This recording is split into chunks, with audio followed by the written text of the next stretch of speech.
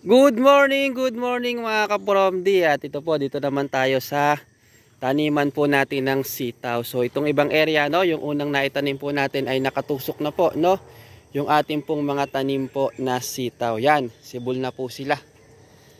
Yan, natayusin pa natin yung balag po nito, pero ito maganda na po ang tubo nung ibang tanim po natin na sitaw. So nag-usbungan na po sila, pero tuloy-tuloy po ang ginagawa po nating pagtatanim dito po sa area ng ating pong sitawan. Yan, so may mga damo-damo pa siya, no? Pero kung sana man niyang mawawala at paggagapangan din po yan ng sitaw. Pero ayusin po natin yung balag. At kasama natin ang isa sa pinakamatikas. Tindi nun. Hello, good morning. Bad Bunny. Mga ka-farmers, mga ka-promdi. Ayun, si Bad Bunny. Ang tindi nun. Ayan, so nagtatanim po tayo ng sitaw mga ka-promdi. So sa pagtatanim po natin ng sitaw, ang ginagawa po natin ay dalawa-dalawa. Sige, pakilapit nyo po dito, Bad Bunny.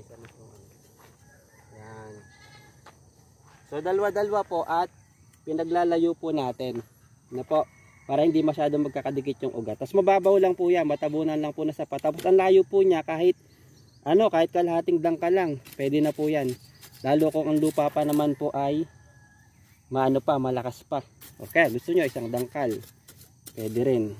Huwag lang pong masyadong dikit-dikit. So ito po, pwedeng dito. Yan. Huwag lang pong masyadong dikit-dikit. So yan po ang ating update sa pagtatanim po ng sitaw. Sa susunod po, mag-update kami sa inyo ng iba't ibang mga pamamaraan ng pag-aalaga ng sitaw. Ngayon po, pinakita lang po natin yung area at yung ginagawa po nating pagtatanim. Salamat po mga ka-promdi, mga ka-farmers. Ayun.